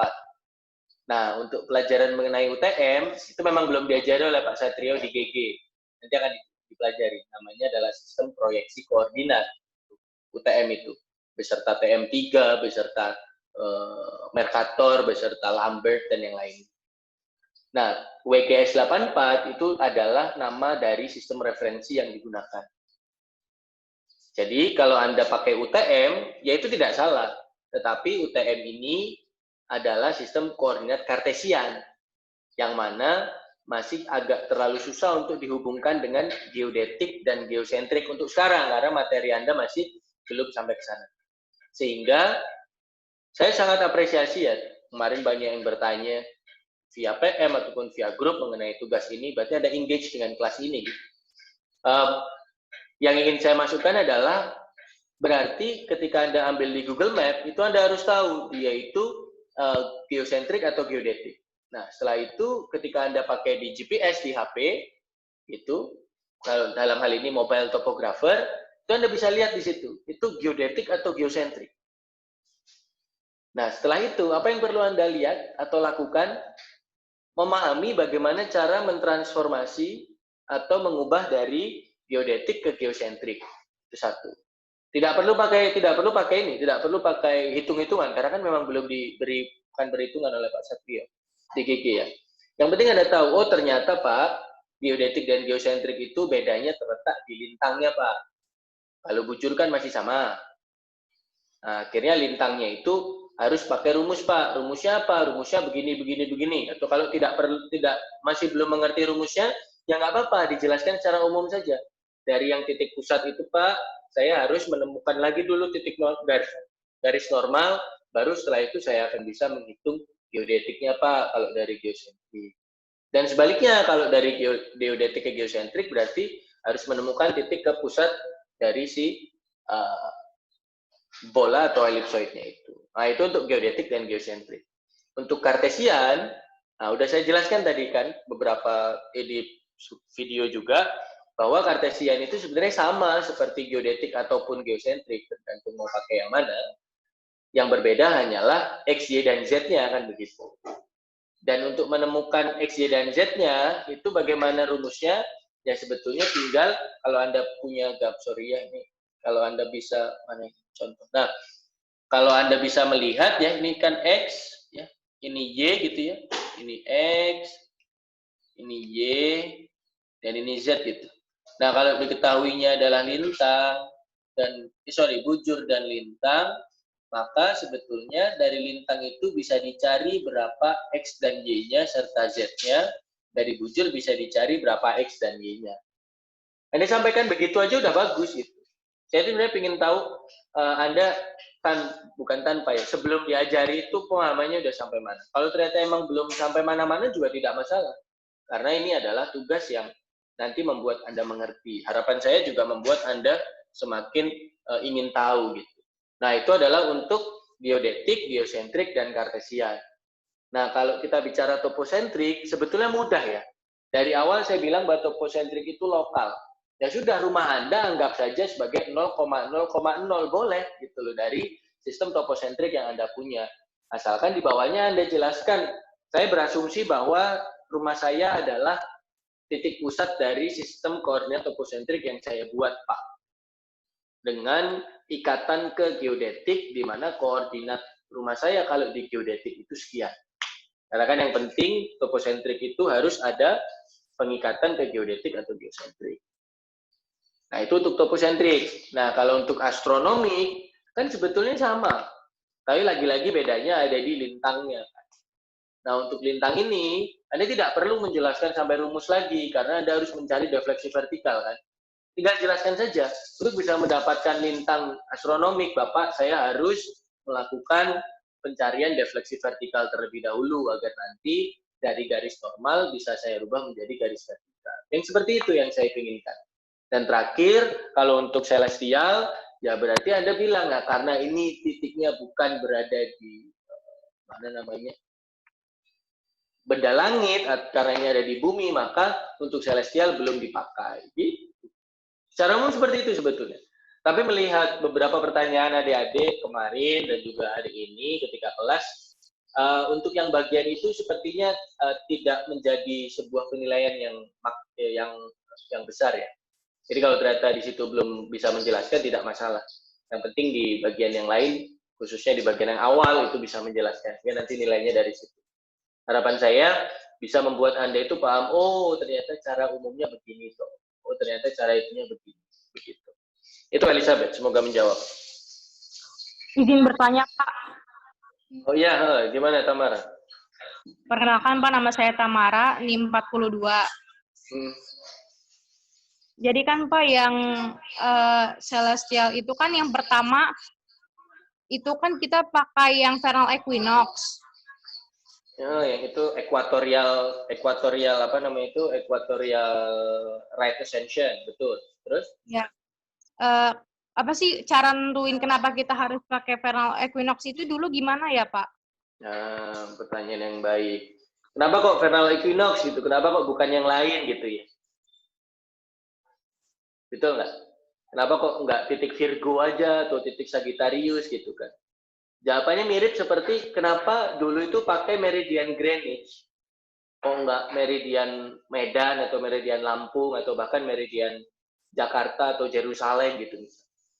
Karena dulu orang yang berpikir di area sana, dan mungkin ketika lagi liburan atau ketika lagi konferensi, udah kita tentukan Greenwich ini sebagai lokasinya. Nah, untuk untuk vernal equinox itu sebetulnya opsinya ada 2, Samara. Kalau tidak vernal equinox di bulan Maret atau April, ya vernal equinox itu bahasa Inggrisnya itu spring kalau nggak salah kan, spring equinox. Kalau nggak ya di fall equinox di selatannya, alias di bulan Septembernya. Nah, kalau yang saya tahu pemilihan ini ya dipilih aja gitu, bukan yang ada alasan-alasan tertentu. Mirip seperti meridian Greenwich. Jadi karena orang-orang dulu milihnya vernal equinox, ya udah vernal equinox aja. Dan satu lagi sih sebetulnya kalau saya anggap kenapa vernal equinox, karena ketika mereka melakukan konferensi, kebetulan sepertinya konferensinya di belahan bumi bagian utara, yang bisa terlihat dengan baik kala itu di waktu itu adalah vernal equinox. Saya kira ya udahlah pakai vernal equinox aja. Jadi sebenarnya itu agak arbitrari ya. Arbitrari itu apa ya? Agak seenaknya sebenarnya memilihnya. Karena jujur aja, selain vernal equinox, kamu mau pakai yang lain juga bisa. Mirip kayak bujur nol nggak di Greenwich, apakah bisa? Ya bisa, tidak ada yang melarang. Yang susah adalah kalau kamu pilih ekuator. Ekuator kalau pilih di atas sendiri susah. Ekuator harus di tengah. Kalau membagi begini kan bisa di mana aja membagi. Mirip seperti sumbu X atau vernal equinox. Jadi jawabannya adalah karena orang dulu memilihnya vernal equinox, bukan yang lain. Thank you, Tamara. Baik, Pak. Terima kasih ya, Pak. Satu lagi tadi ada yang mau bertanya, laki-laki kalau tidak salah. Izin bertanya, Pak. Bertanya. Ya, laki, Pak. Dava ya tadi ya? Ya, siapa tadi yang tanya? Nabila nanti dulu ya, Dava dulu ya, bentar ya. Silakan, Dava. Pak, izin bertanya. Kalau yang dimaksud dengan ortogonalitas itu apa ya, Pak? Wah, mantap sekali. Sekarang saya tanya balik dulu kepada Anda. Kemarin ketika kelas matematika dasar 1 dan 2 masuk terus kan? Alhamdulillah masuk, Pak. Alhamdulillah. Itu pasti ada materi itu sebetulnya, tapi tidak apa-apa, saya jelaskan lagi. Jadi ortogonalitas itu adalah tegak lurus atau 90 derajat antara satu sama lain. Jadi, ketika sebuah sumbu sistem koordinat itu mencapai mencapai keortogonalitasan, berarti dia itu tegak lurus antara satu sama yang lain. Kamu apakah pernah tahu sistem koordinat yang enggak tegak lurus antara satu sama lain sumbunya? Pernah tahu nggak? Dapat? Pak. Ada tapi sebenarnya. Tapi itu sangat susah dipakai. Konsepnya agak sedikit muter-muter karena kenapa? Anda tidak hanya memikirkan koordinatnya saja, tapi Anda harus memikirkan bagaimana skew-nya, maksudnya miringnya itu sebagaimana. Jadi kalau sebagai contoh, ortogonalitas itu seperti ini. Nah, ini tegak lurus. Jadi tidak ada sistem koordinat yang begini. Nah, ini namanya bukan ortogonal. Ini non-ortogonal. Ini biasanya dipakai dalam konsep-konsep yang teoretik ataupun konsep fisika-fisika teori yang konsep seperti ini masih belum bisa masuk. Karena ini adalah bagian dari geometri dasar, algebra dasar, dan juga ilmu Newton dasar. Ini classical mechanics banget ini. Nah, kalau yang kayak gini, yang non-non ini tuh biasanya yang bagian dari kuantum. Tapi ortogonalitas adalah seperti itu. Thank you, Dava, pertanyaan yang baik. Tadi Nabila juga mau bertanya, silakan Nabila, apa yang mau ditanyakan? Izin bertanya, Pak. Yuk. Tadi itu kan untuk kuasar adanya 600 juta tahun sampai 26.000 tahun miliar tahun yang lalu. Itu miliar, cara betul. cara mengamati orang dulu bagaimana ya, Pak? Soalnya kan kuasar itu adanya sebelum matahari, sebelum bumi. Makasih, Pak. Ya, oke.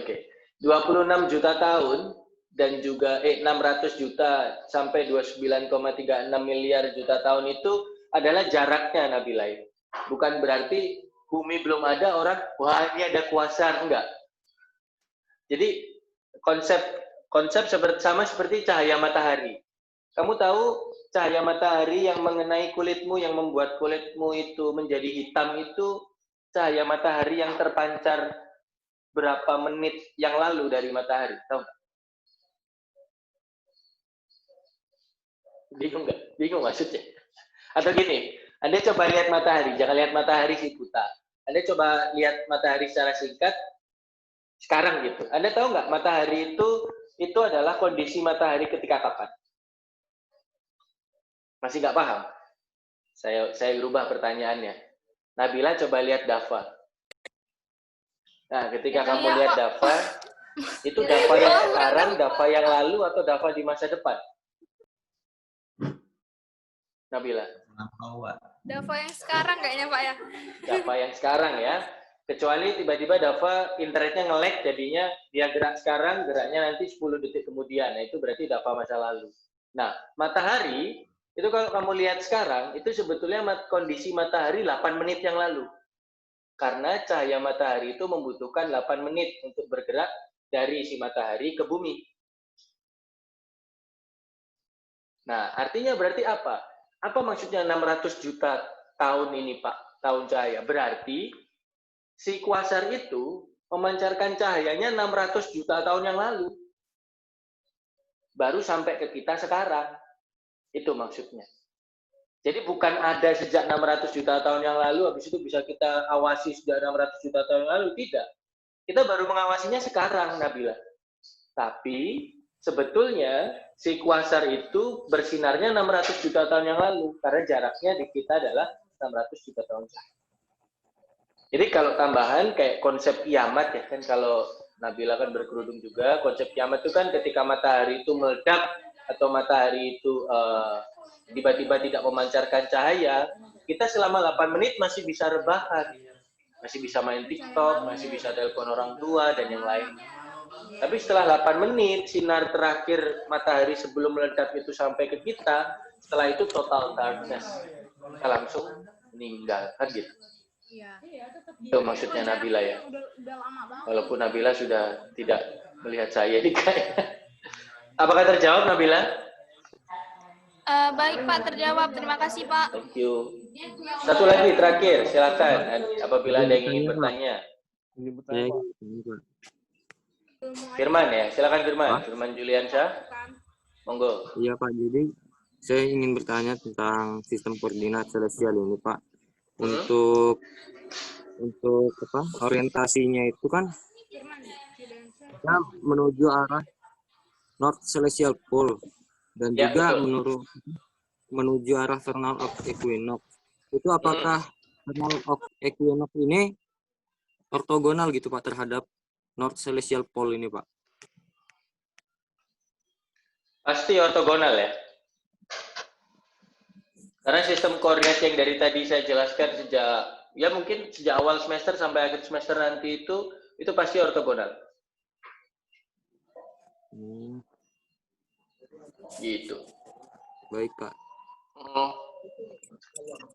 Terima kasih. Pak. Sama-sama.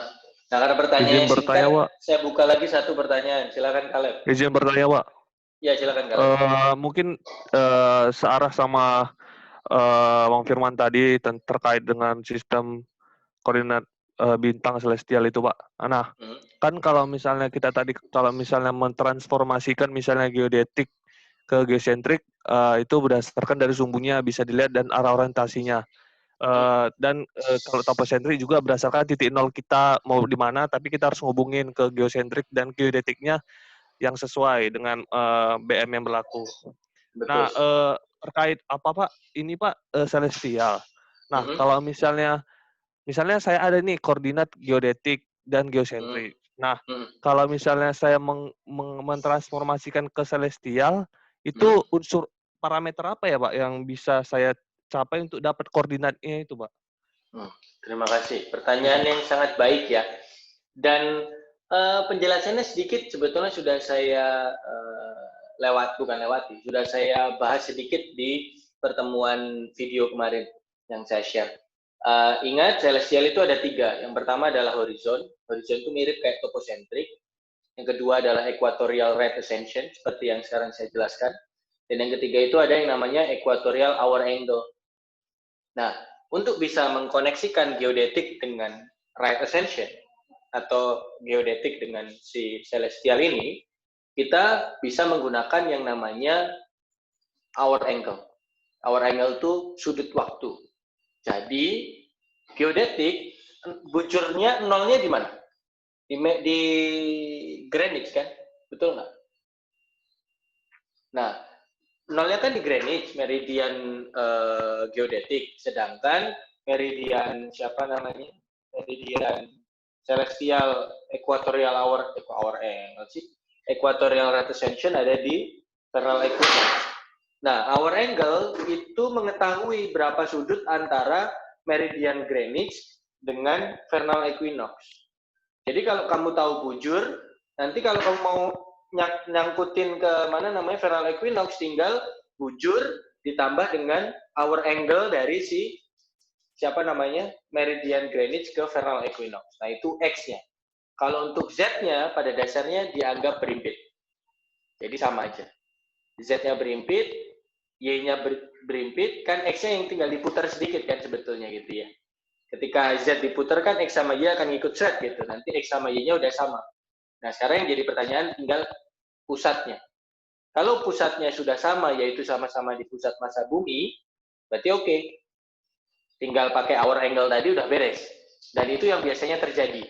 Kalau geodetik kan kita ikut ke pusat elipsoid. Nah, tapi kalau misal ternyata sudah pakai astronomik, yaitu menggunakan yang geoid, nah itu langsung tinggal hour angle alias sudut dari meridian 0 ke vernal equinox itu berapa, ditambahkan dengan bujur, selesai deh. Akhirnya sudut koordinat yang Anda punya langsung celestial, sesuai right equatorial right ascension itu. Tapi apa namanya, yang sering dipakai, bukan yang sering dipakai, konsep akhirnya akan seperti itu. Dan itu nanti akan dijelaskan lebih jauh di mata kuliah geodesi satelit. Paham ya Kaleb ya? Jadi intinya kalau mau transformasi itu sebenarnya 3 komponen yang di sistem referensi 1 harus sama dengan 3 komponen yang di sistem referensi 2. Bagaimana caranya entah. Namanya transformasi. Di Pak Satrio diajarkan nanti satu sistem koordinat ke koordinat yang lain. Kalau saya mengajarkannya nanti transformasi satu sistem referensi ke sistem referensi yang lain. Jadi itu, Kaleb, semoga menjawab.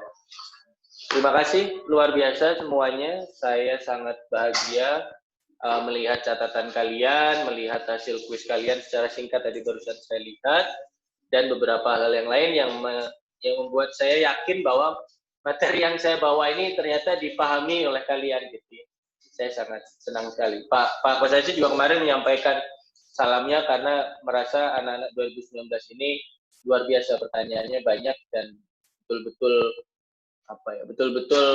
masuk banget dengan materinya gitu. Walaupun nanti jawabannya lebih jelas ada di pertemuan selanjutnya dan selanjutnya, tapi pertanyaannya sudah sangat visioner kalau kata Pak Kosasi. Mungkin itu saja dari saya. Seperti biasa akan ada exit tiket adik-adik sekalian. Tapi untuk sekarang tidak ada post test karena sudah ada kuis ya. Jadi dipersilahkan untuk membuka menti.com U9P2MCTE9W atau buka menti.com dengan kode 7517176. Silakan.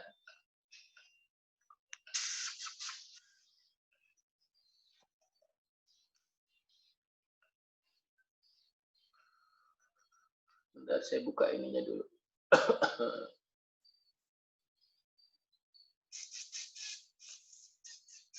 Ya ini ya, 75, 17, 17, 6. Oke, tapi belum bisa Anda isi karena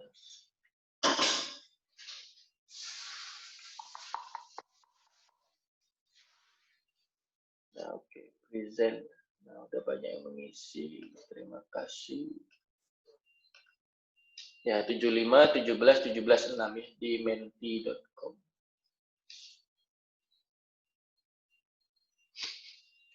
Saya berikan waktu seperti biasa 1 menit untuk mengisinya. Sembari mengisi, adik-adik sekalian, silakan. Nabila tadi ingin bertanya ternyata. Silakan Nabila, kalau ingin bertanya, apakah masih jadi ingin bertanya? Sudah lama sekali tadi. Saya ingin bertanya lagi, Pak. Oh ya, silakan. Maaf, Firman. Pak. Tadi Nabila sudah bertanya Sudah ya, terkait ya yang kuatar, Pak. Yo, thank you. Silakan, kalau gitu Firman, sama-sama. Silakan Firman. Saya mau tanya, Pak. Vernal equinox ini kalau kita ngamati dari kutub utara atau kutub selatan tuh kelihatan nggak, Pak? Nah, itu pertanyaan yang baik ya. Rasi bintang Aries itu ada momen kelihatan di utara dan ada momen kelihatan di selatan. Tapi kalau Anda tanya apakah kelihatan dari kutub utara, seharusnya pasti kelihatan. Karena pada dasarnya, tapi kelihatannya tidak sepanjang tahun. Jadi ada waktunya untuk kelihatan, tapi ada momen-momennya, tidak kelihatan sepanjang tahun. Mirip seperti kalau Anda mau mengamati ISS. Tahu ISS ya? ISS adalah International Space Station. Kan Anda harus lihat dulu kapan lewatnya. Jadi tidak selalu lewat terus. Tidak selalu ada di atas Anda terus gitu, enggak. Ada momen ketika dia bisa kelihatan, ada momen tidak kelihatan. Tapi di belahan bumi manapun, dimanapun kamu berdiri selama di permukaan bumi, vernal equinox atau titik balik Aries ini itu sebetulnya bisa dilihat. Atau minimal rasi bintang Aries. Begitu, Firman. Itu semoga menjawab. Kan Ada lagi pertanyaannya, silakan. Ingin bertanya sedikit, Pak. Oh ya, silakan Boni, nambah lagi. Ini silakan. tentang dalam mengerjakan tugas, Pak. Kami agak bingung juga kalau transformasi koordinat itu sama dengan konversi koordinat ya, Pak? Sama-sama, Bon. Cuman bedanya kenapa kok kalau saya ya dan Pak Satrio lebih suka menyampaikan transformasi, karena kita merubah ya, transform. Tidak hanya mengkonversi. Kalau kita ngomong konversi itu kan sederhana ya, kayak tanpa rumus begitu. Nah, kita lebih suka ngomong transformasi. Kenapa transformasi? Karena ada beberapa komponen yang bisa dipertahankan dan ada beberapa komponen yang harus mau tidak mau kita hilangkan dalam proses transformasi tersebut. Jadi next time kalau ngomong koordinat jangan ngomong konversi ya, kalau bisa transformasi agar lebih lebih sesuai dengan tujuan awal. Itu saja dari saya. Saya berterima kasih sudah ada 63 orang yang mengisi. 3,6%, 3,6 nilai dari 5, berarti nilai saya 7,2, lumayan lah. Nah, keseruannya 3,8, nah, ini berarti 7,6, nah, juga lumayan. Semoga nanti bisa lebih baik lagi di pekan-pekan selanjutnya. Saya mohon maaf apabila terlalu lama, terlalu lama sebetulnya, tapi nggak apa-apa. Slide hari ini sudah saya share seperti biasa. Jangan lupa kumpulkan tugas catatannya, dikumpulkan jam 10 hari ini, adik-adik sekalian. Lalu apalagi? Video akan saya unggah setelah ini. Nilai catatan 3.2 dan nilai catatan 4 akan saya isi sore hari karena saya mau siap-siap kuliah penginderaan jauh aktif terlebih dahulu setelah ini. Nanti jam 2. Jadi sore-sore akan keluar nilainya, termasuk nilai kuis Anda. Dan kalau sempat nanti nilai tugas juga. Itu saja dari saya. Kalau ada yang ingin bertanya bisa ditanyakan di mana namanya? Bisa ditanyakan di grup atau via PM. Sampai jumpa di pekan depan. Hari ini tidak ada tugas, alhamdulillah.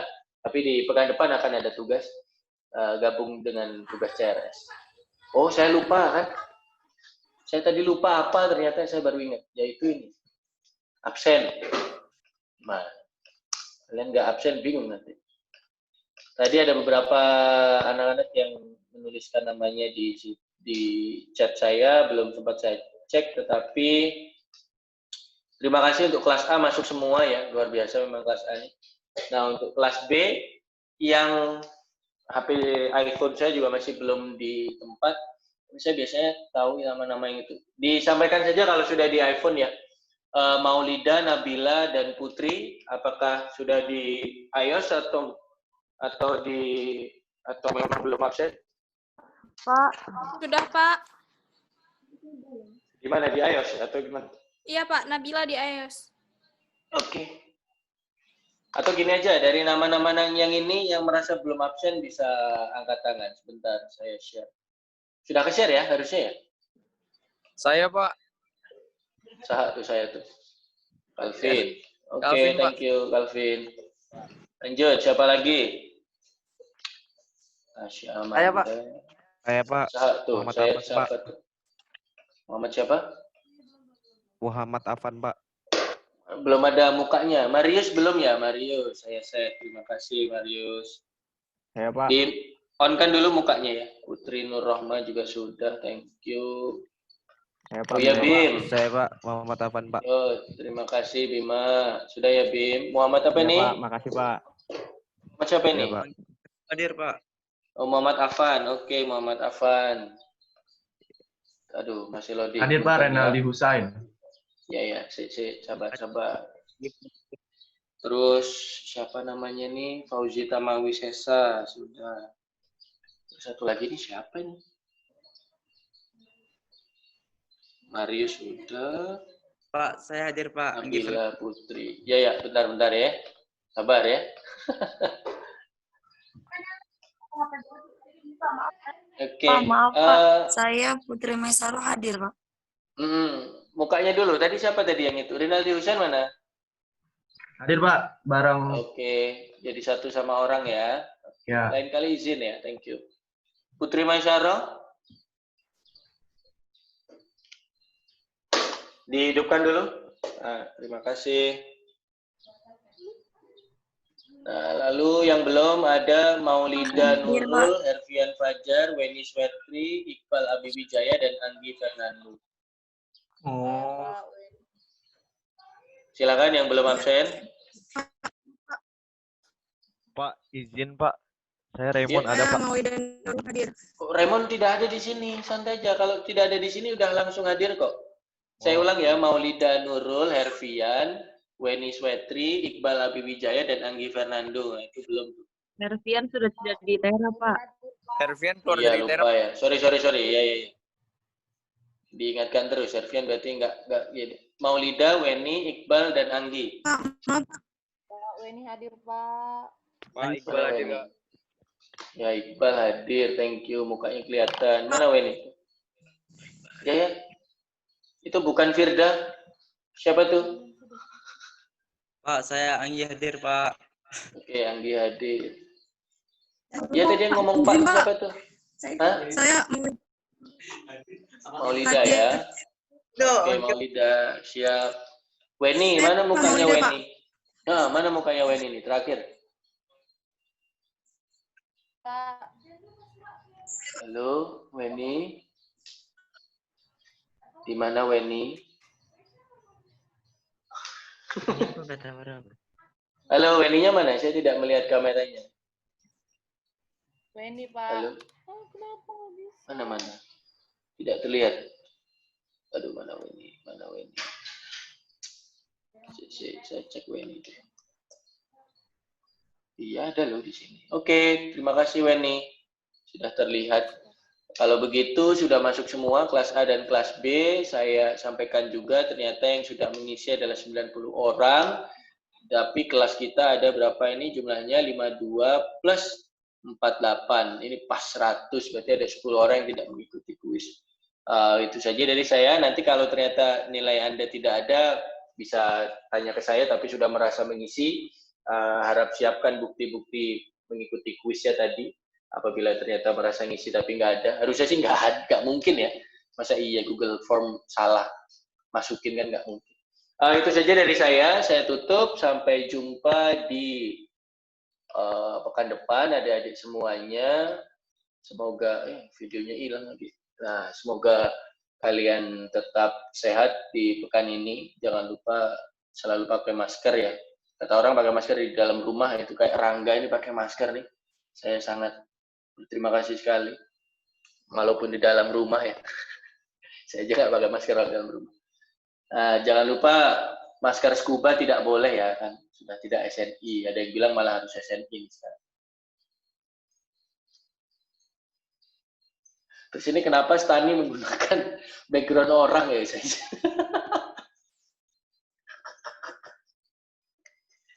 Oke. Stani kemarin pekan lalu tidak ada di tempat, ada kursi doang, saya ngintip-ngintip ya. Ternyata sekarang pakai muka orang lain. Oke, itu saja dari saya. Iseng aja Pak, yang seru. Oke, terima kasih. Ya kalau mau seru gini aja harusnya. Nah, seru nih. Atau gini, nah, ini seru. Ya. Dari ya itu saja dari saya ya. Saya tutup kelas kita hari ini. Terima kasih atas semangat kalian. Semoga tetap semangat walaupun kuliah daring. Jangan lupa mengerjakan tugas-tugas yang mungkin belum selesai. Akhir kata, wassalamualaikum warahmatullahi wabarakatuh dan selamat pagi semua. Terima kasih, Pak. Assalamualaikum warahmatullahi wabarakatuh. Terima kasih, Pak. Waalaikumsalam warahmatullahi wabarakatuh.